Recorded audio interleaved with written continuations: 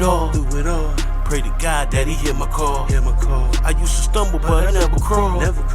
Bounce back like I'm round ball. Come from the dirt, been through it all.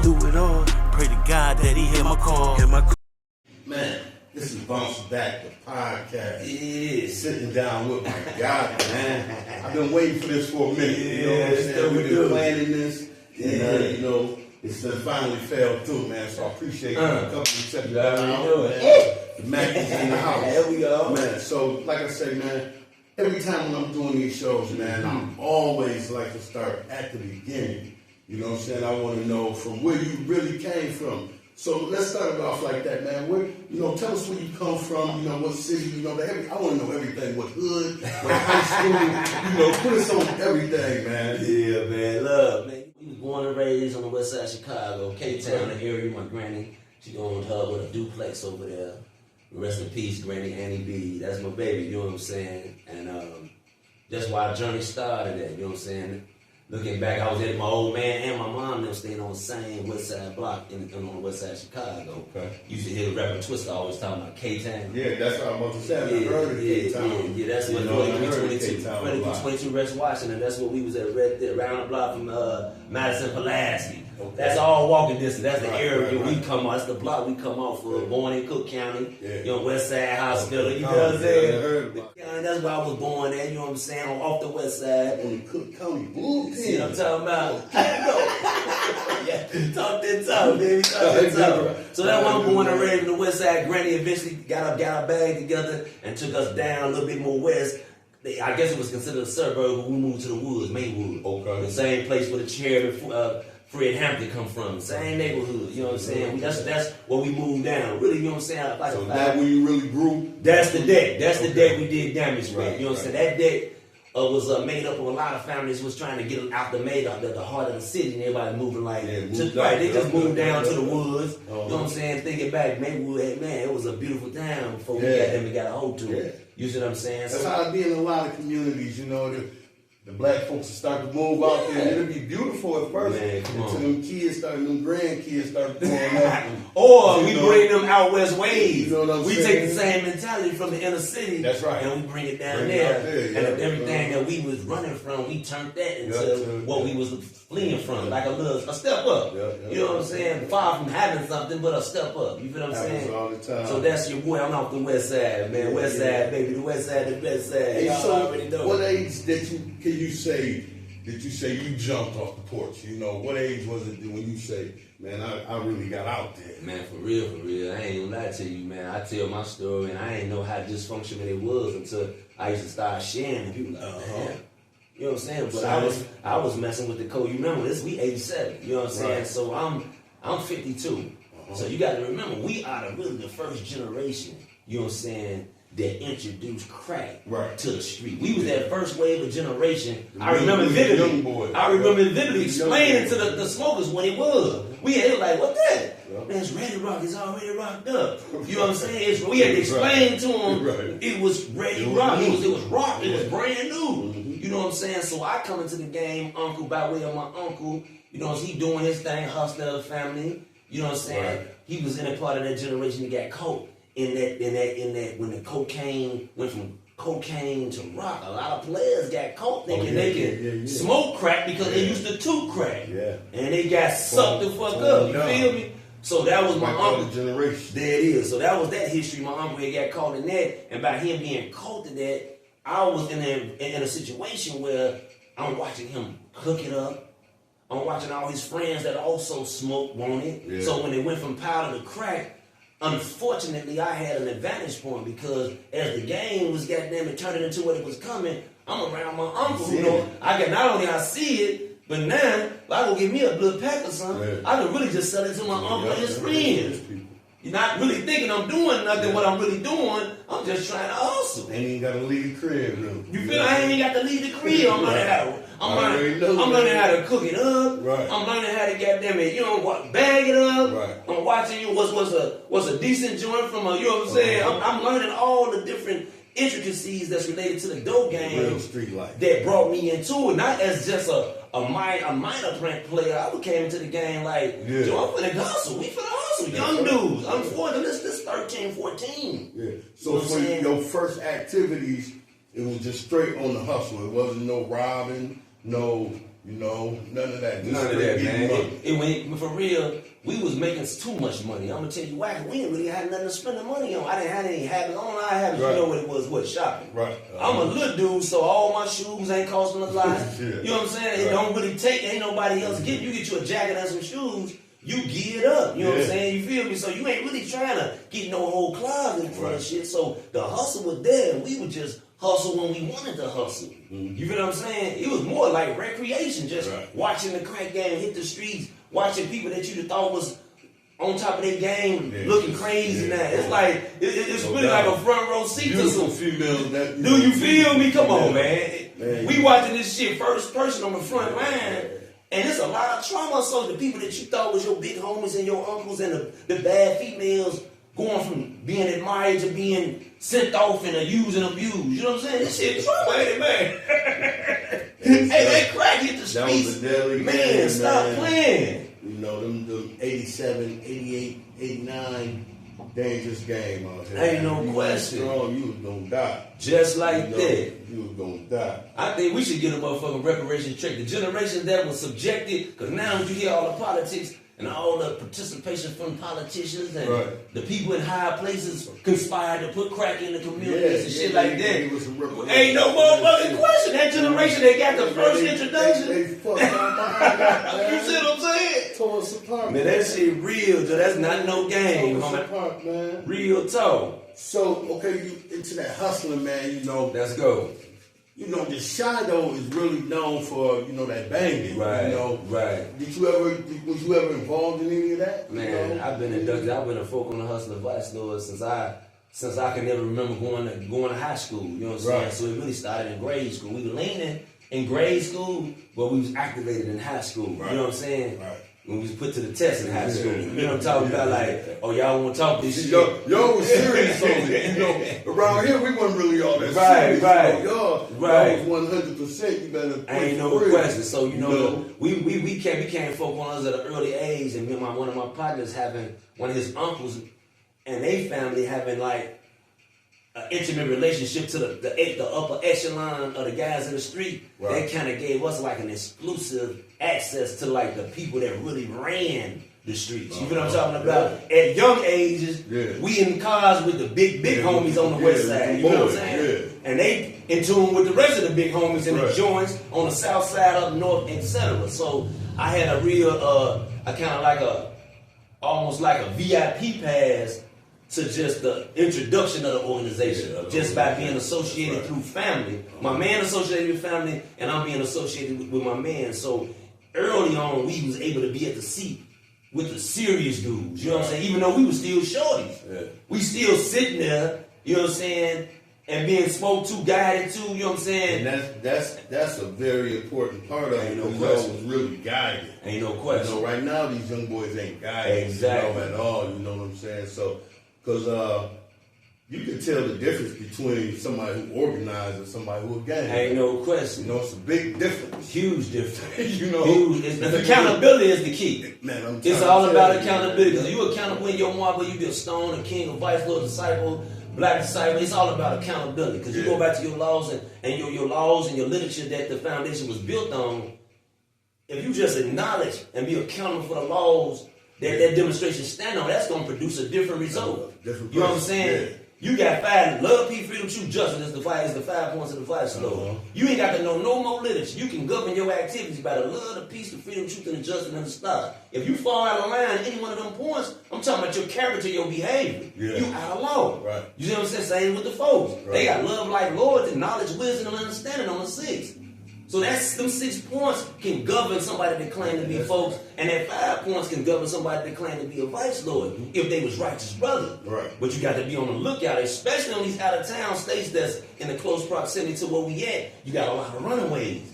Dudes really ain't nobody at home when they go out of town, claiming they somebody out of town.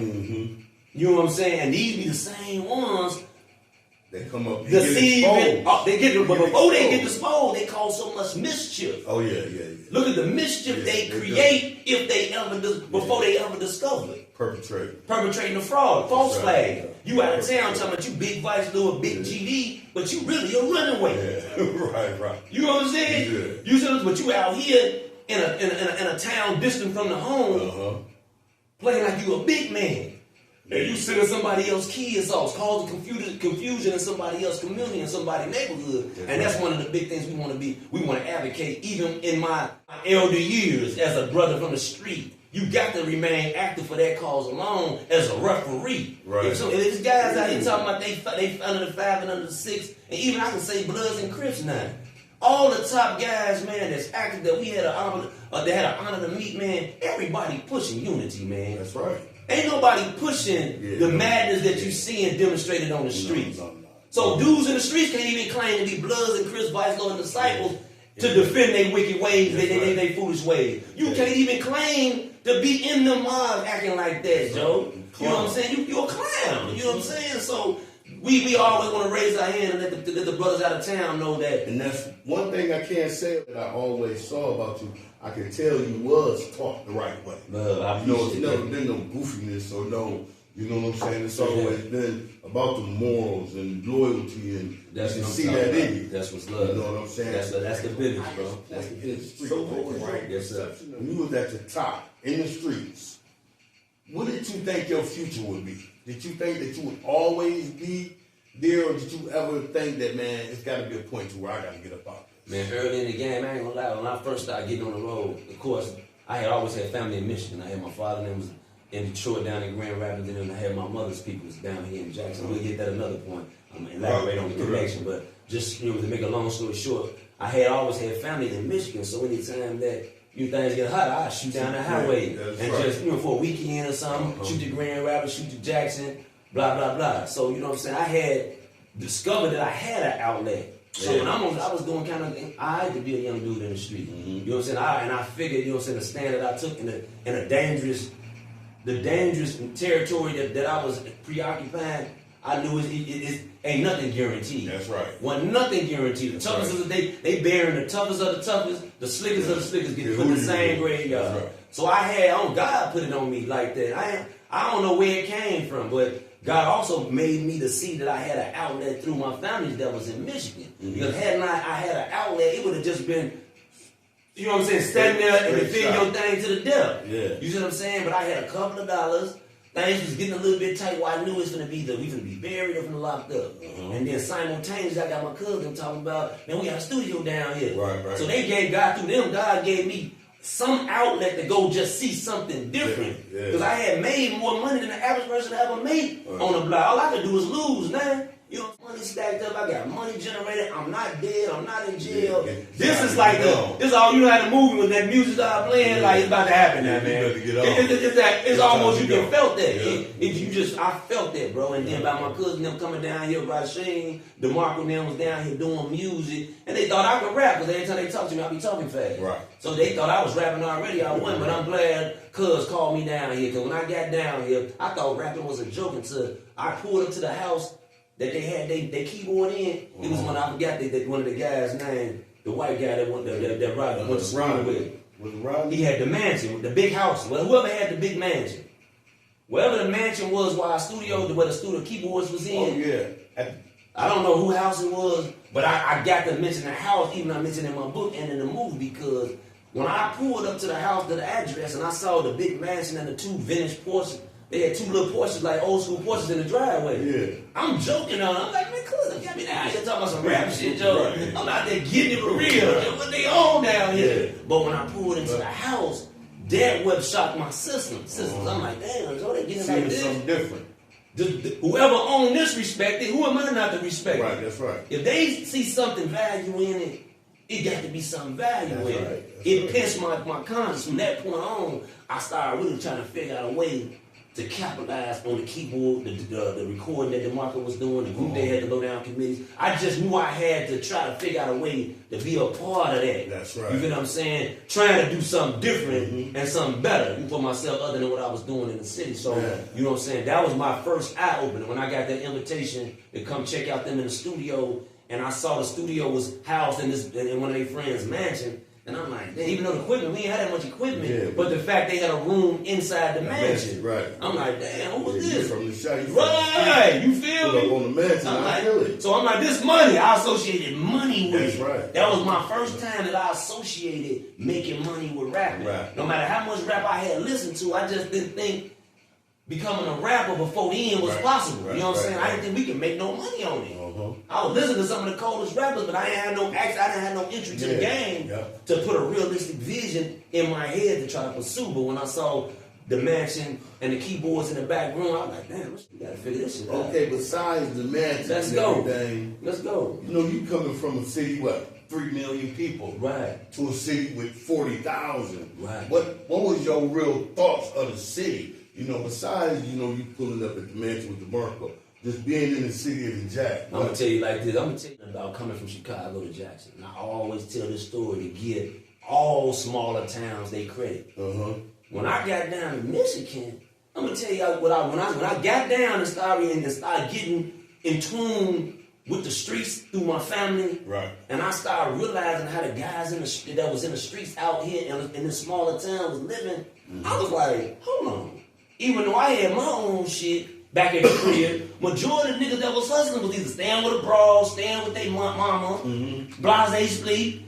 And I got to this small town and I got introduced to a bunch of street dudes that was living. I felt better than the guys in the city was living. Right. You might call them goddamn a small town, but they had money on deck. They had their own crib. They had multiple cars. I'm like, damn. It kind of shook me a little bit. I had to really take my head off to the small town. You know what I'm saying? Because I was like, I'm from the big city life, but they capping heavier than they is. They really bands up, bankrolls tight. You know what I'm saying? I got to always take my head off to the jack. And even though I had access to a lot of smaller towns, this was one I had access to. So I was able to really get an up-close picture, and I got introduced to these dudes. You know what I'm saying? We got some goddamn trophies on the walls, too. You know what I'm saying? But I got introduced to some dudes from a smaller town, and they humbled the shit out of me. Because when I started plugging in with these dudes, and the action, and the momentum, these dudes was putting up the numbers. I was like, whoa. They putting these niggas in the city to shame. Real talk. Don't sleep on them little towns. I'm about to start sleeping on them little towns. Start sleeping on them. Real talk. That name blowed up in the Jack. That's what's up. Touch this mug. That name blowed up. That's love, man. I appreciate that because I did a lot of black. See what I'm saying? CMO. Yeah.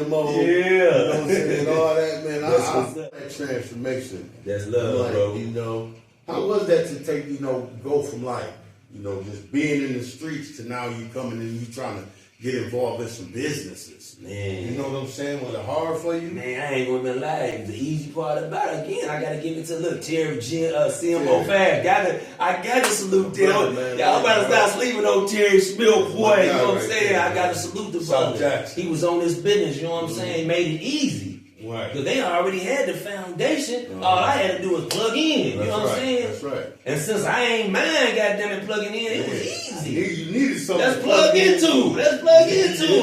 And look, they brothers, I plug in with Terry, he doing the clothes. Remember, he was just selling out the beauty shop on Friends at the old C had. He was running, she had the beauty, moms had the beauty shop. He in the back room. I used to work for him. Come on, running them there. I used to be sitting at the table on Friends. Y'all see we got his shit. Y'all gotta start sleeping on your boy, Joe. Terry used to pay you $10 a day. Terry, hey, spinning cool, Terry. Yes, indeed. So this is it was easy and it was exciting. Right. Because at the house, everybody trying to get the next car. You know what I'm saying? Trying to get the next sound system. I done got out of town in a quote-unquote little town. Now they gaming me. And I ain't even talking about my Aunt Pimp and Sam.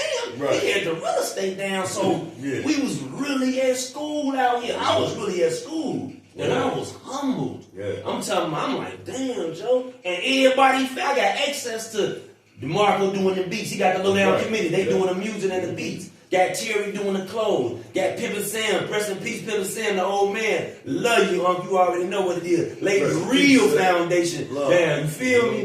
Man, we got some of them guys for real. Legend. Jacktown legend. I mean, he made me come in here so effortlessly. So the first day I pulled up, I was here. He put me in one of his apartments. So didn't nobody even see me move here because I had with all the motherfucking property.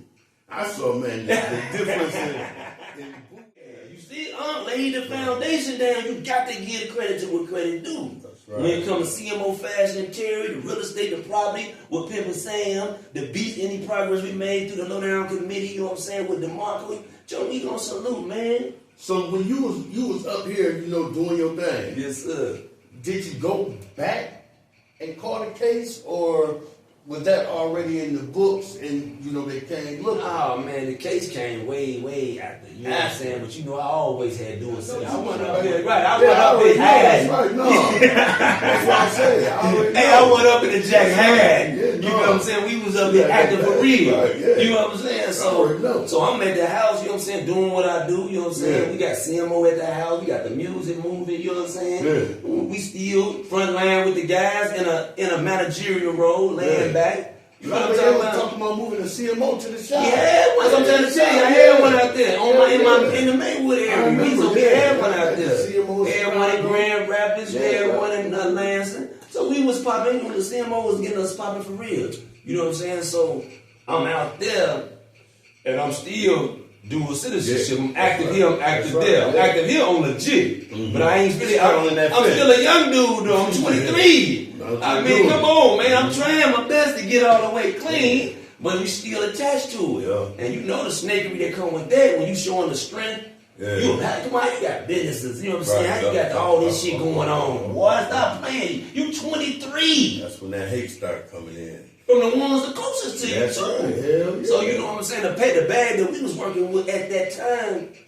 Now that you know how they be $1 million at this time, it's like so many $1 million now. I ain't realized the type of paper we was really touching until I got locked up. Right. Because I was assuming everybody had a bag. Yeah. Because you don't never get a chance to peek into nobody's safe and see what they really working with. That's right. No matter how many cars they got, how much jewelry on their neck, you rarely get a chance to peek in another man's safe. With that bag. You see what I'm talking about? So I'm assuming everybody's strong. You know what I'm saying? It wasn't until I got locked up and started really just tallying everything like, man, there's a lot of capping out there. Yeah. There's a lot of capping out there. Yeah. They really weren't having no bag.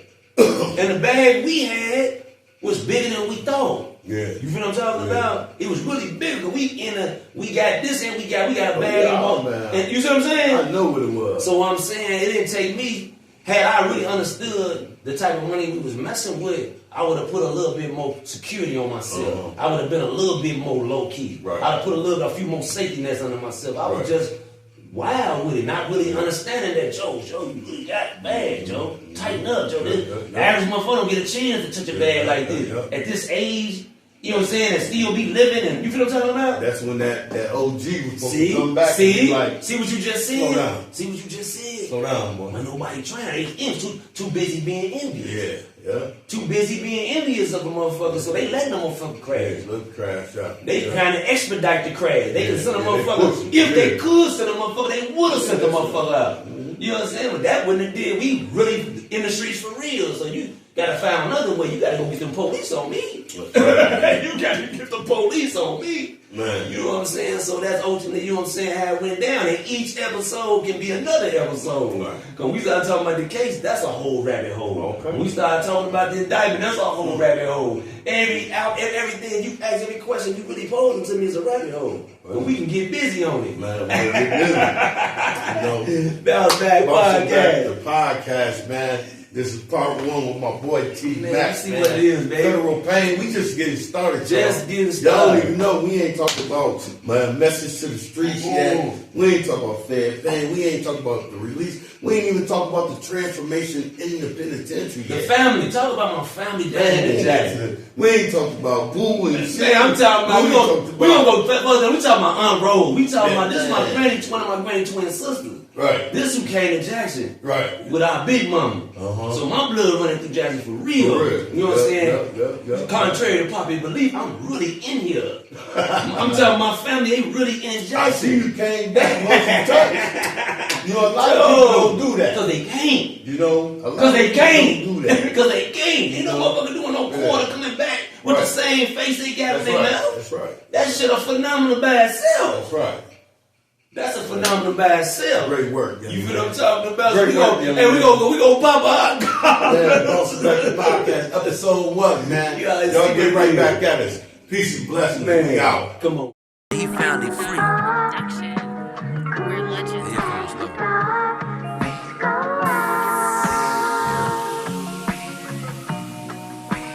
Mic phone check. Fresh out the fence, just did a dub straight. I had to miss pressure like some weight, opening, closing like a gate. I had to do it, couldn't let it do me. I wasn't finna let my past and bad decisions consume and chew me. Shot life, my life is a movie. I got my pain appraised, then embarked upon a record move spree. This come easy for me, these mans is free. My kids ecstatic, filled with excitement, they old man, he valid free. I spent 8,500 long days trapped in a cage, like in Socrates' cave, facing my wrong way. Here go my underplay for the overplay. Up in the way, underlay. Fresh out the fence, just did a dub straight. Fresh out the fence, just did a dub straight. Fresh out the fence, just did a dub straight. Just did a dub straight. Fresh out the fence, just did a dub.